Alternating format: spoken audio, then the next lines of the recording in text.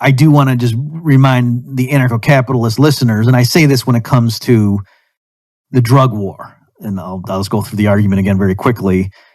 Even anarcho-capitalists sometimes, when they're explaining how is it the drug war promotes violence, why is it that when you make the sale and consumption of cocaine illegal, for example, that leads to violence in the cocaine industry. So that's an empirical fact. Like that's clearly got to be true. Just like when they legalized alcohol, all of a sudden the bootleggers stopped shooting each other over alcohol. Now alcohol is a completely legitimate business, and the executives at one beer company wouldn't ever dream of gunning down the executives at another beer company in broad daylight. They wouldn't even do it at night to gain market share. Whereas it's totally normal for drug deals to go wrong, or for one gang to take out some other gang because, hey, we're selling crack on this corner, not you, kind of thing. That's totally normal. But yet with alcohol it wouldn't be. And yet when alcohol was illegal, as it was during Prohibition in the U.S., then you did have organized crime. Al Capone famously involved in the alcohol trade and using violence there as well. So clearly it's not about the drugs themselves that makes the people who deal in them be violent. It has to do with the prohibition. But now the question is, okay, specifically, what is it? What is it about government prohibition of the drug trade that causes there to be violence in it?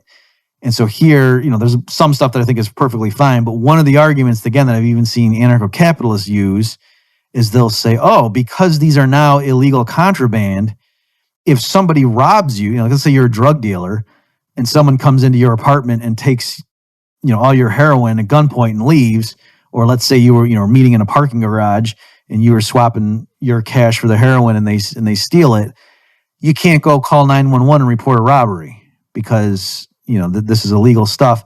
And so because now there's not the protection for property rights there that there is, that the police and judicial system offer for other goods and services, that's why there's more crime in the drug trade.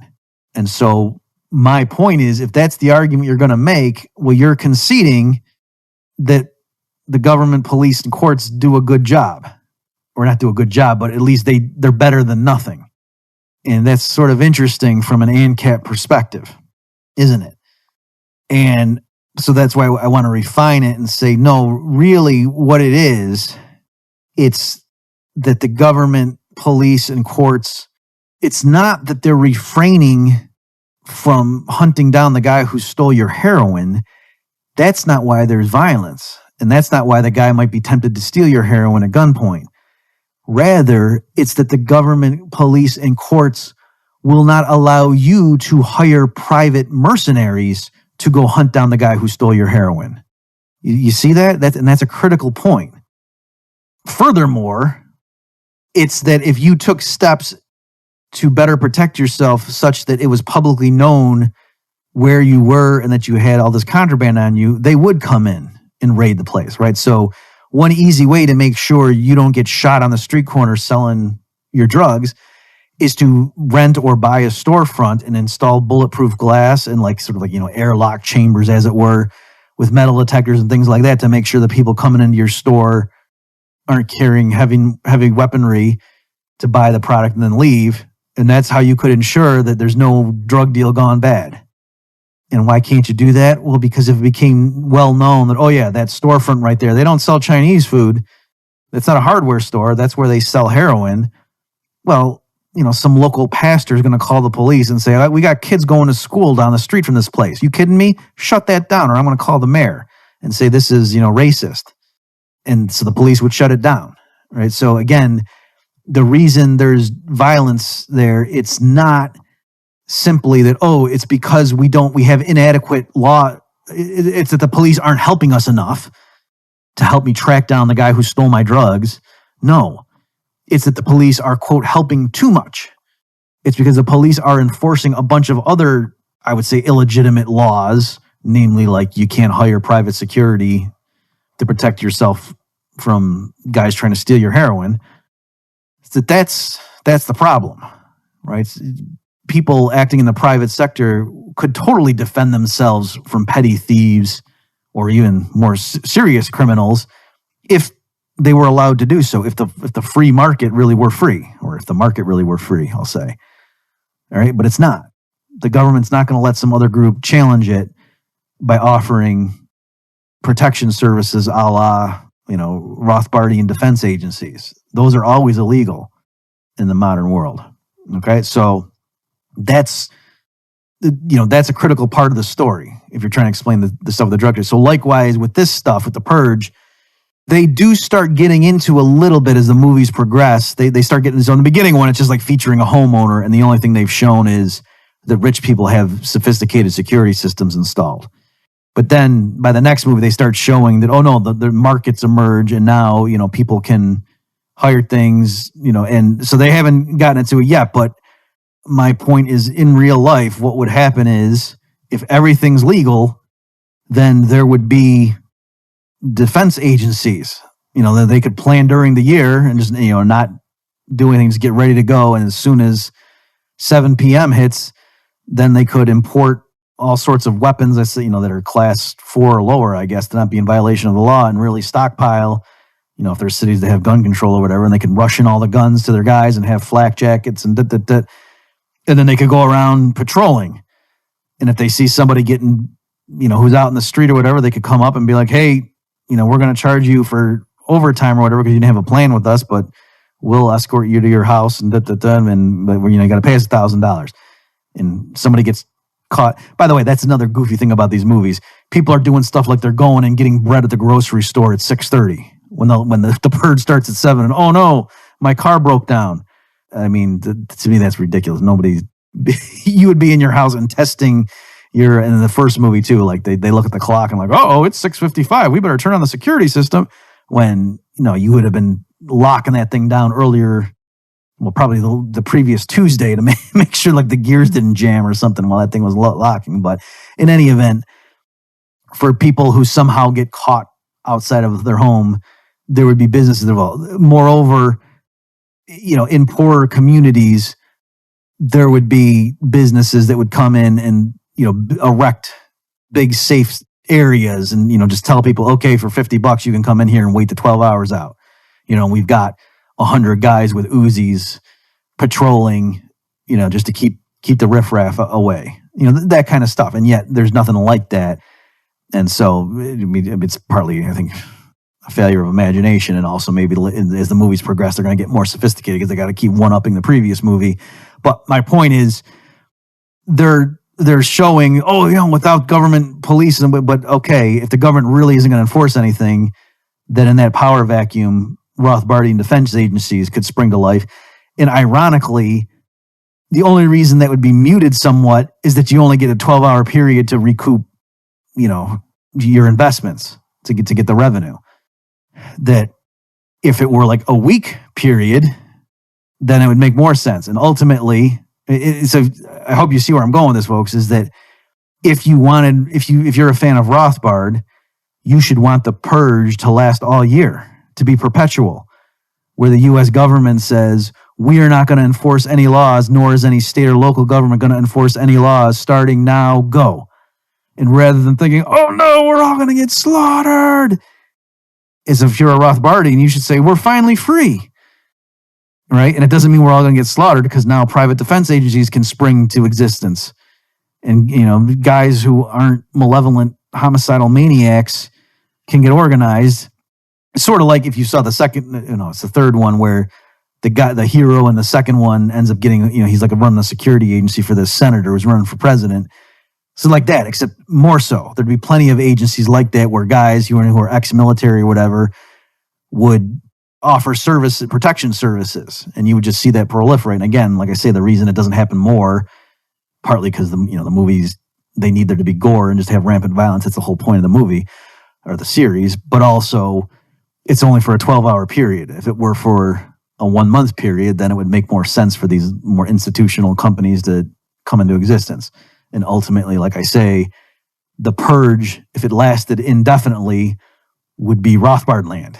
And so if you're an ANCAP, when you're watching the Purge movie, if you're saying, yep, that's how humans are, I would challenge you to say, well, then why the heck are you a Rothbardian? What I'm getting at is, besides the fact that the government behind the scenes was engaged in actively going around and killing people and whatever, as you learn in later movies. But the mere fact of the purge, that they are going to refrain from enforcing laws so long as they really are consistent. And again, so that's to connect it with my drug war stuff in case you're missing the point here. The problem with the drug war stuff, for example, to put it differently, someone might say, oh yeah, the police never even go into that part of the inner city. That's just, a free-for-all. That's anarchy. And that's why there's so many drive-by shootings, and drug deals gone wrong in that section of town, because the police won't even go in there. That statement is what I'm saying is wrong. Because if it were literally true that the police never went into this area of town, then you would have Rothbardian defense agencies. Or at the very least, you would have storefronts that would have bulletproof glass and things like that, and 15 employees who are ex-Delta Force with flak jackets and combat helmets and things like that, and whatever. Armored personnel carriers coming and going, that sort of thing. But yet you don't have that, because if someone did try to set that up to get a drug operation going, then whether it be the local police or probably like the BATF or somebody in conjunction with the DEA and the FBI, they would come in and shut that place down. All right. So it is not the case that there are certain areas where the government at all levels in the U.S. just never goes there, and that's why it's so awful. That's not correct. And I've beaten to death probably why. And so likewise with the Purge movies, if it really were the case that for a 12-hour period the U.S. government does nothing, and state and local do nothing, that per se doesn't mean, so therefore everyone goes around shooting each other.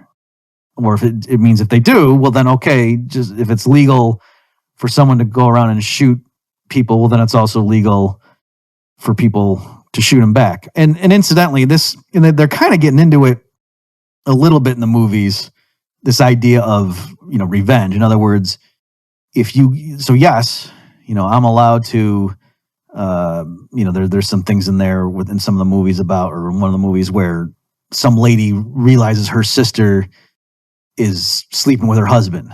And so, she's acting real cool and everything. And then she pulls a gun out and shoots her, when they're having a dinner party, once the purge starts. And you can do stuff like that, but then by the same token, you can be shot back, or people can plot for the next year. Right. And so it's not really what am I trying to say? Just because the government is not going to have its own employees punish you for murder does not mean murder goes unpunished. That's what I'm trying to get across. That you could still have organized things, and it could even be markets, right? So what you could do is, let's say, some crazy guy breaks into your house and, kills your wife or something during the purge, and hey, and you can't call the police. Well, you can still wait a year. There can be companies that say, hey, did you have a loved one that you lost last year? Well, this next purge, we'll make it right. You give us the information, we'll figure out who it is. We hire, all these ex-Navy SEALs. We got to wait till the next purge, of course, because we didn't prove this in a court of law. We're just taking your word for it. But so I'm saying there'd be all sorts of contract hits and things, and markets would develop so that people would know, yeah, if you do kill somebody during the purge, the government's not going to get you the next day, but you very well might be taken out a year later. And moreover, you being taken out a year later is more certain if the purges continue. You see how that works, folks? So let me repeat that, because this is an important point. If you have a grudge, your neighbor down the street, you've never liked that guy. Oh, that guy's so smug. I can't imagine if there was just one time a year when it was legal for you to kill people. Like George Carlin has a funny routine where he's like, or maybe he said it in one of his books. I don't know if he ever said it on stage, where he was saying there ought to be a thing where, like, for one day out of the year you can just kill people. And he said, now it can't be some bogus reason like he screwed my wife. It's got to be a legit reason, like, no, the guy's just a real a-hole. So this is kind of funny. But, so there's your neighbor down the street, you can't stand the guy, he's cutting the lawn wearing those khaki shirts all the time. Who's this guy think he is? I'm going to kill. Okay, so if there was just one purge, one 12-hour period, and you went ahead and did that, then maybe you get away with it and that was it. And so, yeah, maybe that would, if everybody knew there was just going to be this 12-hour period, the government's not going to force any laws, and then that's it, and that's the only purge we're ever going to have, maybe there would be a bunch of rampant murders like that for, silly reasons. But if people knew, no, every year this is going to happen, you might be a lot more hesitant. There certainly wouldn't be as many deliberate murders, right? So again, the movie shows there are some people that are just nut jobs and sadistic animals who, put on clown masks and go out with machetes and stuff. Okay, so maybe they would still do that. But the people who are more rational and deliberative about it, thinking, oh, I can actually get away with it. Nobody can touch me as long as I survive the night. No, as long as it's a recurring policy, then the people who don't like the fact that you just killed that person, all they got to do is wait for a year, and they can hire some company that specializes in tracking down, people and to get reputable hitmen to work for them. I know that sounds like it's a contradiction, but if you watch the Purge movies, you realize, well, no, they kind of make a distinction.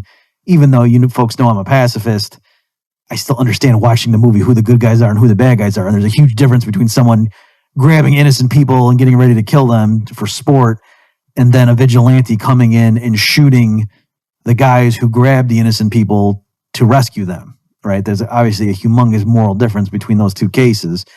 And so there would be a lot of people who were trained in the use of firearms who would work for companies to go kill people if they were presented with evidence to see, okay, we reasonably expect that, these people we're asking you to kill and paying you a nice sum, by the way, are bad guys, right? That you're not just hiring, our clients are not paying you to kill this guy because he didn't give you the bonus you thought you deserved at your job and it's your boss. Like, no, like stuff like, oh yeah, he raped my daughter last year during the purge, so this guy needs to die, that kind of stuff, right? So ironically, the more it was a known policy, I think actually that would have a deterrent effect.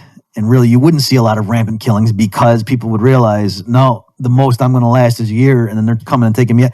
And if you say, well, no, because then there would be rogue companies that would spring into existence that would say, hey, if you're a rapist or a homicidal maniac, hire us and we'll protect you from the retribution. Okay, and then those agencies would clash, and then you're back to, well, gee, wouldn't the warring defense agencies duke it out? And, I would say no, in pretty short order, most people are fairly decent. We can have discussions about human nature and everything like that from a Christian perspective, but most people are not homicidal maniacs that revel in innocent people being tortured and killed on Purge night. And so the companies that have more sensible, humane policies, like our personnel only shoot at people that we think were aggressors, are going to be able to retain much bigger personnel and so on, and have much better backing from the community. And, obviously, folks, what I'm getting into here is just the standard libertarian anarcho-capitalist arguments against like Ayn Rand saying, oh, there would just be huge battles on the street all the time. So no, there wouldn't be. Okay, so that's the kind of thing that I'm saying would happen. And the only reason that wouldn't happen is if the government comes in and says, oh, wait a minute, no, we can't allow for this proliferation of these large-scale networks of defense services that spring into operation every purge night. That's illegal, which in the premises of the movie, they probably would do that because they want the purges to be bloody. All right, so again, it's analogous to the drug war stuff that really... The reason if the purge scenarios happen that those movies would play out the way they do over time is if the government must also be short-circuiting the normal mechanisms by which a free people would respond to the possibility of homicide. Now, I got the impression from the trailer that people are told ahead of time that there's going to be this day where we don't prosecute any crimes. Oh my gosh, no authority, what's going to happen? Oh, and of course, so they predict mayhem and doom and gloom and chaos and death and destruction without authority to keep us in line, to keep the rabble in line. So, other than just having to comment on the just open desperation that the control freaks are going into. Here's what it would be if we weren't there to save you. Just, wow, how transparent can you get? But other than pointing out that, I'd like to give a little bit more realistic prediction of what would actually happen if the government said, yeah, coming up, for one day, we're not going to prosecute any crimes.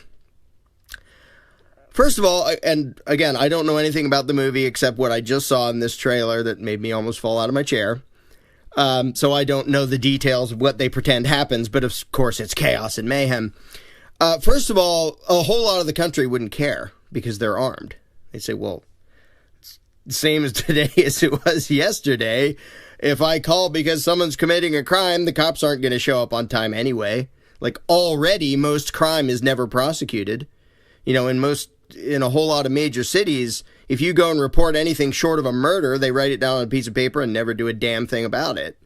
So that's already what happens. Most crimes, most real crimes against people, like crimes with victims, never get prosecuted or investigated anyway. So, this might happen. This happens every stinking day in the country.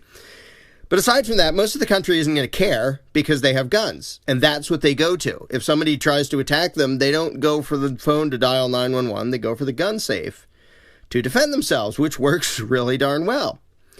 Now, in the places where people have been disarmed by the parasite class, in the name of safety, of course, assuming people have advance notice that on this day no laws will be enforced, there will instantly be a giant market for protection services and for gun dealers. Every gun store in the country would load up a van with guns and drive into the worst parts of the city where guns are illegal for that one day and say, okay, who wants to be able to defend themselves today? Because it's going to get pretty nasty, in theory. And so there would instantly be giant gun sales. If there were criminals dumb enough to think, yay, now I can get away with it. And frankly, I don't think, as dumb as criminals are, I don't think they're that dumb. I don't think they think that police not doing anything would make that big a difference. Police already don't do anything in the vast majority of crimes that happen, and the criminals know it. So the criminals, I doubt, would actually think, now is our chance. They think, it's just like every other day. Except they think, except if I victimize somebody and they blow my damn head off, nothing's going to happen to them, and they know it. So there would instantly be a market in protection services and in gun sales around the country of anybody who thought, well, I guess I better be able to defend myself this one day. But there's another thing that I predict would happen. Now, some of this I wouldn't mind seeing happen. Some of it I don't at all condone, but I think would happen. Which is, if for one day no laws were enforced, I'm betting every IRS office in the country would be burned to the ground. And lots of police departments would find their cop cars, all their windows smashed and their tires slashed and their offices smashed up, and all the narcotics agencies and the DEA and the ATF would be vandalized and destroyed. I wouldn't mind that in the slightest, because what those agencies do every single freaking day is initiate violence against innocent people.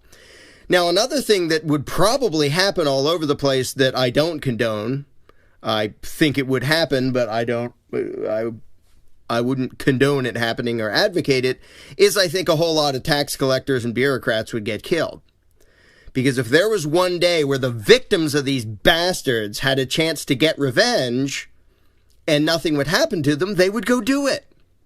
Again, I don't want them to. I don't want that to be necessary to use violence against individuals, even if they deserve it. You know, there's a heck of a lot of cops who deserve to have their head blown off for having framed people and beat the crap out of unarmed people who weren't hurting anybody and things like that, you know, whatever deserved means. But I don't want that to happen. But there's a heck of a lot of people out there who have been tromped on and controlled and oppressed all this time. And if they suddenly feel like they could get away with getting some revenge, they would try it.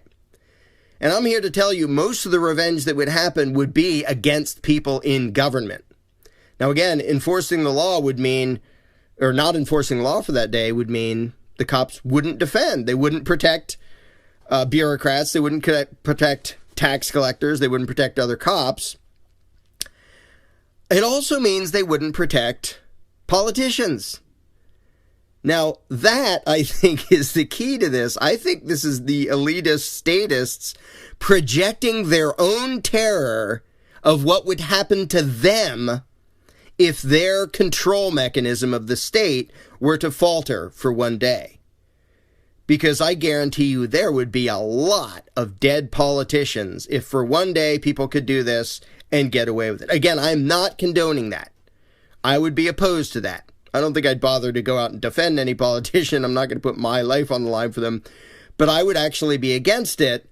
But there are a lot of people who have had their lives destroyed, and they've been in prison, they've had their houses stolen, they've had all sorts of nasty things happen to them, that if they could get revenge on the people who did it, and most of those people work for government, politicians, cops, tax collectors, if they could get revenge and get away with it, they would do it. Now, I'm assuming the premise of this movie is anything committed on that day won't be prosecuted then or ever.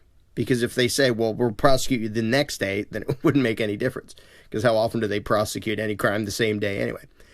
So presumably the premise of this statist propaganda movie is that whatever happens this day, it's free reign. Nobody ever gets prosecuted for any of it.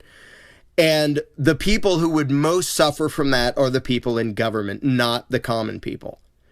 And if a few crooks were, private crooks were dumb enough to think that that would make things easier for them, they'll just find out that it just makes it easier for other people to arm themselves and defend themselves against common crooks. The people it would really endanger, the people who really should be scared of the day that government doesn't use violence, is all of the parasites who every stinking day personally benefit from the initiation of violence against innocent people. Meaning the politicians and the bureaucrats and the cops. The people who have this big gang of thugs enforcing their will on everybody day in and day out, and that big gang will always stick together so that when it robs you, when it bosses you around, when it hurts you, when it ruins your life, you can't do anything because it's big and bad and it's the all-powerful government. But if people thought, if all the victims, there's 1 million people in cages right now for crimes, quote unquote, where they didn't hurt anybody. If I was one of them, I'd be pretty darn pissed. And I might want to go beat the crap out of somebody or kill somebody for putting me in a cage for a year for not hurting anybody. And yeah, first of all the prisons would be emptied of bad people and good people, which would not be a great thing. In some cases, it would be a great thing to free a bunch of people who were caged, even though they didn't threaten or hurt anybody, which is most of the people who are now caged by the state. So this prediction that, if police weren't there and prosecutors, if government weren't there to protect us for one day, all of civilization would collapse. No, it wouldn't. It would collapse for the parasite class and almost nobody else. The government would be completely freaking doomed. And you would be amazed by the amount of damage that a few 100 million victims of this extortion racket could inflict upon the parasite class in one day if they knew there would be no consequences to it. And again, a lot of it I would be opposed to. I would object to. I think a lot of it would actually target people, and politicians would be dropping like flies, cops would be dropping like flies, tax collectors would be dropping like flies, bureaucrats would be dropping like flies. And I don't want that. I'm not condoning that. Again, I wouldn't at all mind if their buildings and the stuff they used to rob people were stolen or destroyed or whatever, because that's fine with me. It wasn't theirs to begin with. They bought it all with stolen money, so I'd be all for that on this one day of lawlessness. But it's just, I just had to do this little rant when I saw that just overt, blatant statist propaganda movie about here's what would happen if government stops protecting us even for one day. No, if government takes a break for one day, if the country is lawless for one day, the people who would most suffer are the parasites. Oh, by the way, one last thing of what would happen on that one day of lawlessness. It would be the biggest economic boom in the history of the world. Because every transaction, every sale, every deal that could be made would be tax exempt. Because if people did it and didn't report it, and didn't tell anybody about it, and didn't pay taxes on it, that would be the day to do it. So there would suddenly be several $1 trillion worth of economic activity in one stinking day because they knew, hey, today is the day that the parasites won't rob us because we're trading stuff. So it's funny to see the elitist authoritarian view. Again, this is all just based on the short little trailer that I wasn't even expecting. It just came up and I just had to do this rant about it. No, if for one day there was no government enforcement, most of us would be just fine. A few dumb crooks would think they had a chance and they would end up dead by the end of the day. And government would be demolished by all of the victims who would suddenly feel empowered to exact revenge. And again, I don't even like that. I don't like revenge. I don't think punishment is ever a good motive. I want to see freedom happen without having to kill even the stupid people who are acting as mercenaries. But if we're playing the game of predicting what would happen, rather than suggesting what ought to happen, one day of lawlessness where government doesn't enforce anything, most of us would be just fine. The ones who would be completely demolished are the people who work for the parasite class, the people who have gotten away with victimizing several 100 million people with no consequences for themselves for years and years and decades and centuries. So it's just funny to see the parasites putting out this propaganda of, if not for us, you'd be all in trouble. No, if not for their enforcers mindlessly doing what their political masters tell them to do, the political masters wouldn't be there anymore.